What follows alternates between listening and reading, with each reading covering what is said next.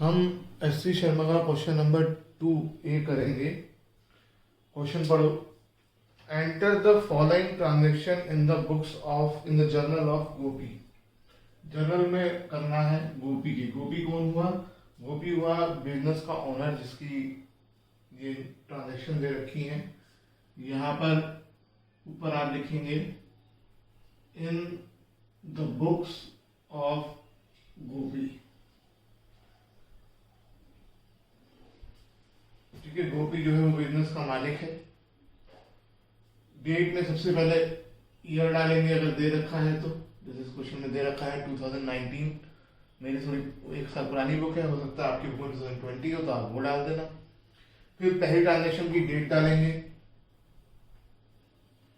और फिर ट्रांजेक्शन पढ़ेंगे। Commenced business with cash, business start किया है तो फिर सोचेंगे कौन कौन से अकाउंट इन्वॉल्व है। एक है कैश, दूसरा है कैपिटल। कैश हमारा एसेट है जो कि इसमें बिजनेस में स्टार्ट हुआ तो कैश ऐड हो रहा है, बढ़ रहा है, इंक्रीज हो रहा है, और एसेट इंक्रीज होने पर डेबिट होता है। और कैपिटल तो कैपिटल है ही, और कैपिटल भी बढ़ रही है, और कैपिटल क्रेडिट होने पर बढ़ने पर क्रेडिट होती है। तो इस एंट्री में कैश डेबिट होगा और कैपिटल क्रेडिट होगा। तो क्या एंट्री बनेगी? Cash account debit to capital account. कितनी अमाउंट है? 40,000। Being business started with cash. Next transaction है जनवरी 4। बॉट गुड्स फ्रॉम राम, हमने राम से गुड्स खरीदे। गुड्स खरीदे तो कैश में भी हो सकते हैं और क्रेडिट में भी हो सकते हैं, लेकिन क्वेश्चन में नहीं बताया है और नाम दिया है तो क्रेडिट में होंगे यानी उधार में होंगे। तो एक अकाउंट आएगा परचेज अकाउंट, और दूसरा अकाउंटिंग इक्वेशन में तो हम क्रेडिटर यूज करते थे, लेकिन यहाँ पर हम नाम ही यूज करेंगे। दूसरा अकाउंट आएगा राम, परचेज अकाउंट और राम। परचेज अकाउंट हमारे लिए एक्सपेंस हुआ, और परचेज करने से एक्सपेंसेस बढ़ गए, बिजनेस का प्रॉफिट कम हो रहा है एक तरह से, तो इस वजह से परचेज डेबिट होगा। और राम हमारा क्रेडिटर है यानी लायबिलिटी बढ़ गई, इसलिए राम क्रेडिट होगा। तो क्या एंट्री बनेगी? Purchase account debit to Ram. मैं फिर याद दिला देता हूं, नाम के साथ किसी पर्सन के या तो एपोस्ट्रोफी एस लगा के अकाउंट लगाओ या कुछ मत लिखो। 25,000 अमाउंट है। Being goods purchase from Ram.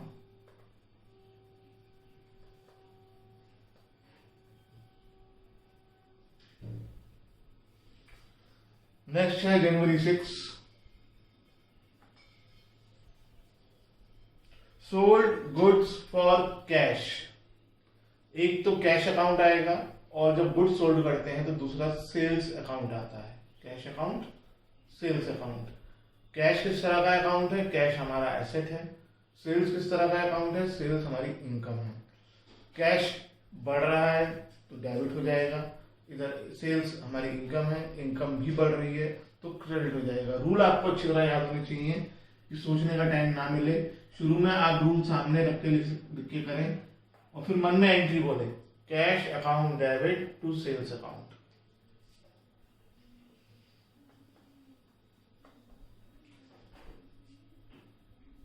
$16,000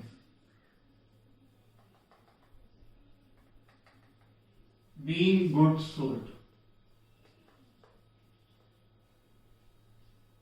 for cash लिखना चाहो लिख दो, जरूरी नहीं है, नाम नहीं लिखोगे तो कैश ही माना जाएगा। जनवरी 10।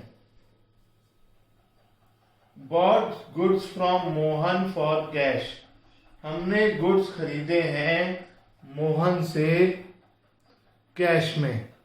मोहन से कैश में खरीदे हैं, तो अगर खरीदे हैं तो परचेज अकाउंट आएगा, और क्योंकि कैश में खरीदे हैं तो कैश अकाउंट आएगा। मोहन आपको यहाँ पर कंफ्यूज करने के लिए दिया है। परचेज और सेल्स की एंट्री में नाम की इंपॉर्टेंस तब है जब आप उधार में खरीद रहे हो। जब उधार में नहीं खरीद रहे हो तो आपको नाम की कोई जरूरत नहीं है। एक यहाँ पर एंट्री में परचेज अकाउंट होगा, एक कैश अकाउंट होगा। कैश हमारा एसेट है और कम हो रहा है इसलिए क्रेडिट हो जाएगा। परचेज हमारा एक्सपेंस है और बढ़ रहा है इसलिए डेबिट हो जाएगा।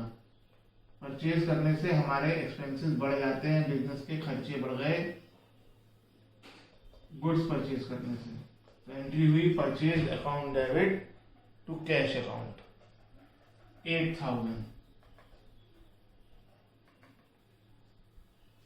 being goods purchased। आपको बुक से पूरी ट्रांजेक्शन नहीं उतारनी है नरेशन में, आपको एंट्री के हिसाब से नरेशन लिख देनी है। आपको कोई जरूरत नहीं है मोहन लिखने की, फॉर कैश लिखने की। इतना भी लिखोगे तो कैश नहीं माना जाएगा और मोहन यहाँ पे हमारे लिए इंपॉर्टेंट है ही नहीं। क्वेश्चन में जानबूझ के आपको कंफ्यूज करने के लिए दिया गया है। जनवरी 15 बॉट फर्नीचर, हमने फर्नीचर खरीदा। तो अब की बार फर्नीचर अकाउंट वर्ड यूज होगा। जब गुड्स खरीदेंगे तो परचेज अकाउंट वर्ड यूज होता है और जब फर्नीचर खरीदेंगे तो फर्नीचर अकाउंट ही यूज होगा। बिल्डिंग खरीदेंगे बिल्डिंग अकाउंट, मशीनरी खरीदेंगे मशीनरी अकाउंट। सिर्फ गुड्स के लिए गुड्स अकाउंट नहीं आता है, ये अकाउंटिंग रूल है। फिलहाल फर्नीचर अकाउंट आएगा। और दूसरी चीज क्या इन्वॉल्व है, दूसरी चीज कुछ नहीं बताया। तो हमने परचेज किया होगा तो पैसे दिए होंगे, तो एक फर्नीचर अकाउंट एक कैश अकाउंट। फर्नीचर खरीदेंगे तो फर्नीचर प्लस हो जाएगा, फर्नीचर हमारा एसेट है, एसेट बढ़ने पे डेबिट होता है। और उधर कैश माइनस हो जाएगा, कैश भी हमारा एसेट है और वो कम हो रहा है इसलिए क्रेडिट होगा। तो फर्नीचर डेबिट हो जाएगा और कैश क्रेडिट हो जाएगा। तो एंट्री बनेगी furniture account debit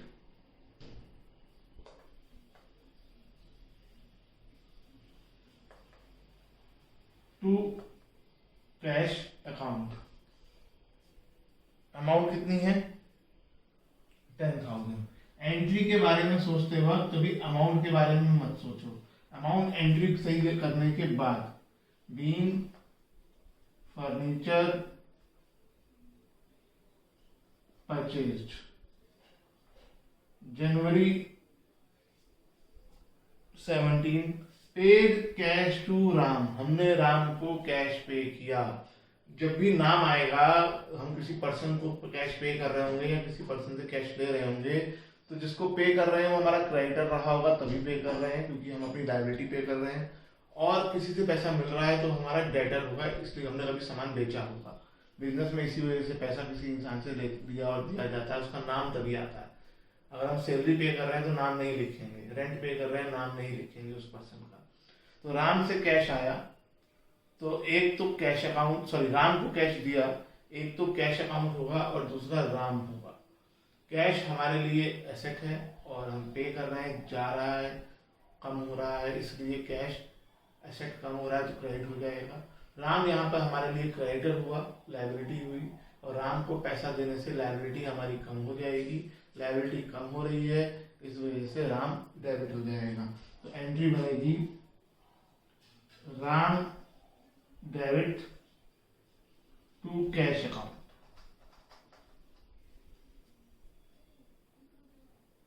18,000 being cash paid to Ram. Entry लिखने से पहले मन में जरूर बोलें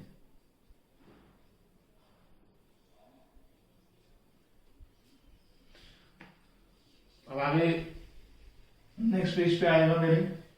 अगर आप कहीं पर भी नेक्स्ट पेज पे जाते हैं तो फॉर्मेट आपको पूरा बनाना पड़ेगा, लेकिन फॉर्मेट में आपको ये ऊपर वाली चीजें दोनों चीजें लिखने की जरूरत नहीं है और डेट भी दोबारा डाल ईयर भी दोबारा डालने की जरूरत नहीं है। हाँ, हेडिंग्स आपको दोबारा डालनी पड़ेगी। रियल लाइफ में तो हर पेज की अमाउंट्स का टोटल भी होता है, लेकिन आपको कोई जरूरत नहीं है इतना टाइम वेस्ट करने की, ये चीज एग्जाम में चेक नहीं होती है। जनवरी 20 सोल्ड गुड्स टू हरी, हमने हरी को गुड्स बेचे। नाम दिया है तो उधार में होगा क्योंकि कहीं कैश के बारे में बात नहीं हो रही है। तो एक अकाउंट तो हरी हो गया और गुड्स बेचे हैं इसलिए सेल्स हो गया। हरी यहाँ पर हमारे लिए डेटर हुआ जो कि एसेट होता है। एसेट बढ़ गया, हम डेटर में ऐड करेंगे। एसेट बढ़ गया, एसेट बढ़ने पर डेबिट किया जाता है। दूसरा सेल्स अकाउंट है। सेल्स हमारी इनकम है। इनकम बढ़ गई क्योंकि हमने सामान बेचा, हमारे बिजनेस को इनकम हुई, इनकम बढ़ गई, तो इनकम बढ़ने पे क्रेडिट होती है, तो हरी डेबिट हो जाएगा और सेल्स क्रेडिट हो जाएगी। तो एंट्री बनेगी Hari debit to sales account. Amount कितनी है? 15,000 being goods sold to Hari, being goods sold to Hari।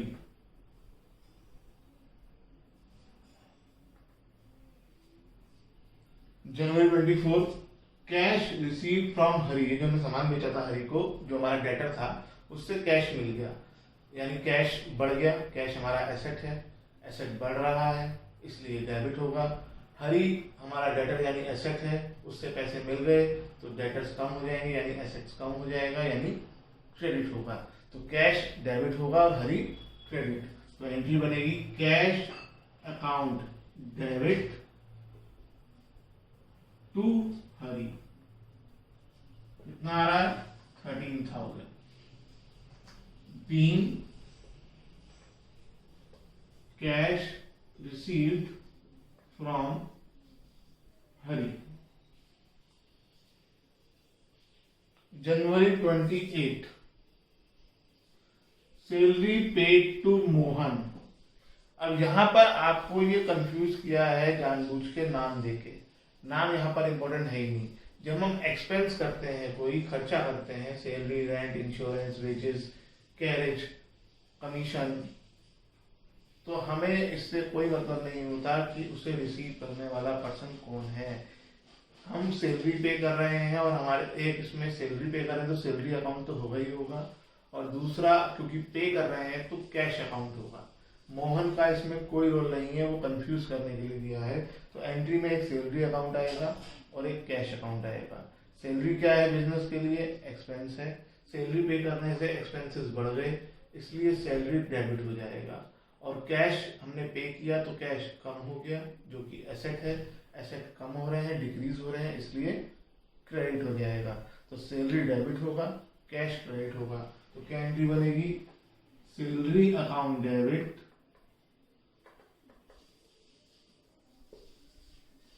To cash account.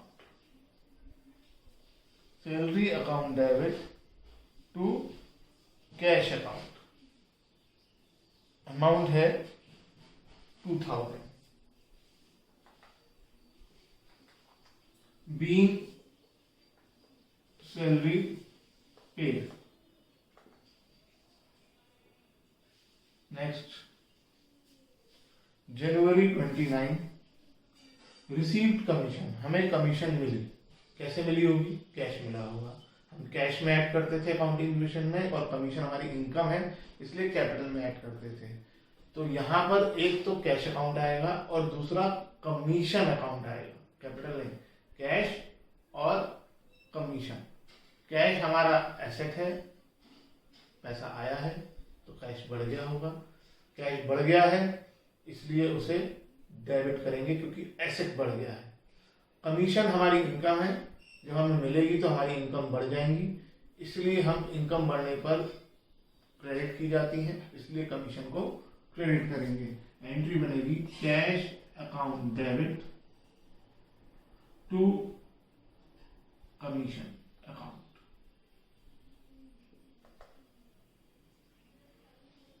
Amount है 500 being commission received।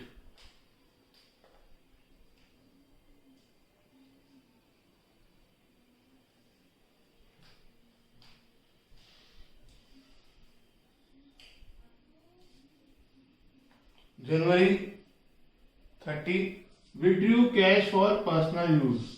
इसे हम कैश में से माइनस करते थे और कैपिटल में से माइनस करते थे अकाउंटिंग इक्वेशन में। तो एक तो कैश अकाउंट हो गया, दूसरा यहाँ पर हम कैपिटल अकाउंट फिर यूज नहीं करते हैं, हम यहाँ पर यूज करते हैं ड्रॉइंग्स अकाउंट। और ड्राइंग्स को कैपिटल की कैटेगरी में डालते हैं। ड्राइंग जो है कैपिटल का डिक्रीज इन कैपिटल है, कैपिटल को कम करता है, और क्योंकि ड्राइंग्स कैपिटल को कम करता है तो इसलिए हमेशा डेबिट होता है। और कैश कम हो रहा है यहाँ पे, यानी एसेट कम हो रहा है तो क्रेडिट होगा, तो ड्राइंग्स डेबिट हो जाएगा। और ड्राइंग्स हमेशा कैपिटल को कम करेगा, इसलिए ड्राइंग्स हमेशा डेबिट होता है। Drawings account debit to cash account 4,000 being cash withdrawn for personal use, being cash withdrawn for personal use। January 31 paid rent to landlord Amit. हमने अमित लैंडलॉर्ड यानी जो मकान का मालिक है या जिस जगह का मालिक है उसको किराया दिया। अगेन ये अमित का नाम जैसे सैलरी वाले में मोहन का नाम आपको कंफ्यूज करने के लिए दिया था, यहाँ पर भी आपको कंफ्यूज करने के लिए नाम दिया है। हमें नाम का इस्तेमाल सिर्फ परचेज और सेल्स के साथ करना है, जब डेटर और क्रेडिटर्स के लिए करना है, नहीं तो हम नाम इस्तेमाल नहीं कर सकते। हमने रेंट पे किया है तो अकाउंटिंग इक्वेशन याद दिलाता हूँ, कैश में से माइनस कर देते थे, और क्योंकि रेंट हमारा एक्सपेंस है कैपिटल में से माइनस कर देते थे। तो यहाँ पर एक तो कैश अकाउंट आएगा और दूसरा रेंट अकाउंट आएगा, कैपिटल नहीं रेंट अकाउंट। कैश यहाँ पर पे कर रहे हैं तो कम हो रहा है, डिक्रीज हो रहा है, एसेट डिक्रीज हो रहा है, इसलिए क्रेडिट होगा। रेंट हमारा एक्सपेंस है, इससे बिजनेस के एक्सपेंसेस बढ़ जाएंगे, इसलिए वो डेबिट हो जाएगा। तो रेंट डेबिट हो जाएगा और कैश क्रेडिट। एंट्री बनेगी rent account debit to cash account. Amount है 3,000 being rent paid. Real life में जनरल में हर पेज का टोटल किया जाता है। बुक में हर क्वेश्चन के एंड में डेबिट का टोटल और क्रेडिट का टोटल लगा रखा है और देखा गया बराबर आ रहा है नहीं आ रहा है, क्योंकि हमने डेबिट और क्रेडिट में इक्वल अमाउंट डाली है। और लेकिन आप करना चाहें तो करें, नहीं तो कोई जरूरत नहीं है। एग्जाम में इस चीज के ना मार्क्स है ना, आप जैसे जैसे आगे बढ़ते रहेंगे आपको टोटल करने के लिए मना ही कर दिया जाएगा। तो मैं कभी टोटल शुरू से ही नहीं करवाता हूँ।